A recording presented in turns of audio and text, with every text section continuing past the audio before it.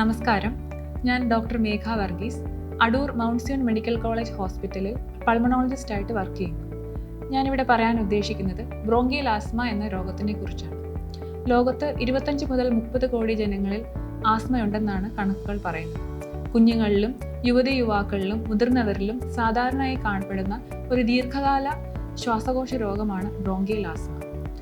ഏതെങ്കിലും പ്രേരക ശക്തിയാൽ ശരീരത്തിലെ സ്വാഭാവികമായ രോഗപ്രതിരോധ സംവിധാനം അമിതമായി പ്രതികരിക്കുകയും തന്മൂലം ശ്വാസകോശത്തിലേക്ക് പോകുന്ന ശ്വാസനാളികളിൽ നീർക്കെട്ടുണ്ടാവുകയും സങ്കോചിക്കുകയും ചെയ്യുന്ന ഒരവസ്ഥയാണ് ബ്രോങ്കിയൽ ആസ്മ.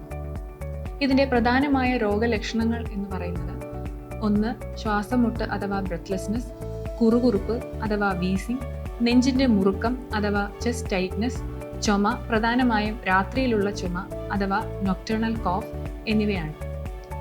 എല്ലാവരിലും ആസ്മ ഉണ്ടാവുന്നുണ്ടോ?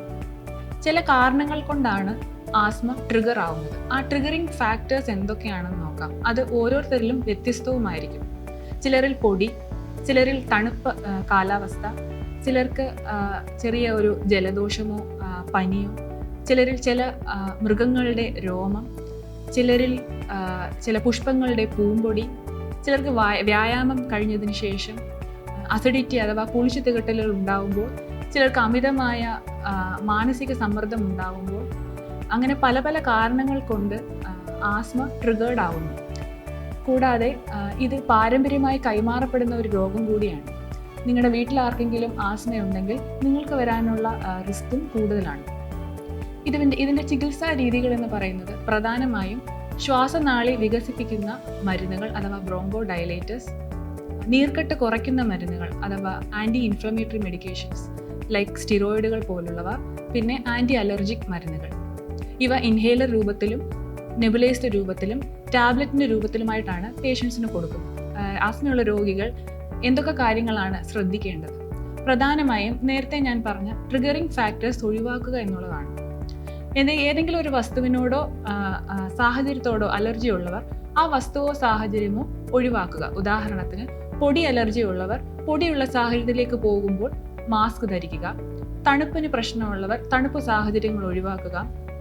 അസിഡിറ്റിയുടെ ബുദ്ധിമുട്ട് അനുഭവിക്കുന്നവർ അസിഡിറ്റി ഉണ്ടാക്കുന്ന ഭക്ഷണ പദാർത്ഥങ്ങൾ കുറയ്ക്കുക. ഉദാഹരണത്തിന്, ഒരുപാട് പുളിയുള്ള പഴങ്ങൾ, അധികം മസാലയുള്ള ഭക്ഷണ പദാർത്ഥങ്ങൾ എന്നിവ. ഈ രോഗലക്ഷണങ്ങളുള്ളവർ തീർച്ചയായും ഒരു ഡോക്ടറിനെ സമീപിക്കുകയും ഇതുമായിട്ട് ബന്ധപ്പെട്ട ടെസ്റ്റുകൾ, ഉദാഹരണത്തിന് പൾമണറി ഫങ്ഷൻ ടെസ്റ്റുകൾ, അലർജി ടെസ്റ്റുകൾ എന്നിവ ചെയ്ത് രോഗനിർണയം നടത്തേണ്ടതായും ചികിത്സ ആരംഭിക്കേണ്ടതായിട്ടുമുണ്ട്. ഇൻഹേലർസ് ഉപയോഗിക്കുന്നവർ ആ ടെക്നിക്ക് ശരിയായ രീതിയിലാണോ എന്ന് ചികിത്സിക്കുന്ന ഡോക്ടറിനെ കണ്ട് ഉറപ്പുവരുത്തുക. ഇത് ഒരു ദീർഘകാല ശ്വാസകോശ രോഗമായതിനാൽ തുടർച്ചയായ ഫോളോ അപ്പുകളും ചെക്കപ്പുകളും അനിവാര്യമാണ്. ഇത് ചിലപ്പോൾ പൂർണ്ണമായും ചികിത്സിച്ച് ഭേദമാക്കാൻ കഴിഞ്ഞില്ലെങ്കിലും കൃത്യമായ ചികിത്സയിലൂടെയും ഇൻഹേലർ തെറാപ്പിയിലൂടെയും പൂർണ്ണമായി നിയന്ത്രിച്ചു മാറ്റാനാകുന്ന ഒരു രോഗം തന്നെയാണ് ബ്രോങ്കിയൽ ആസ്മ. Thank you.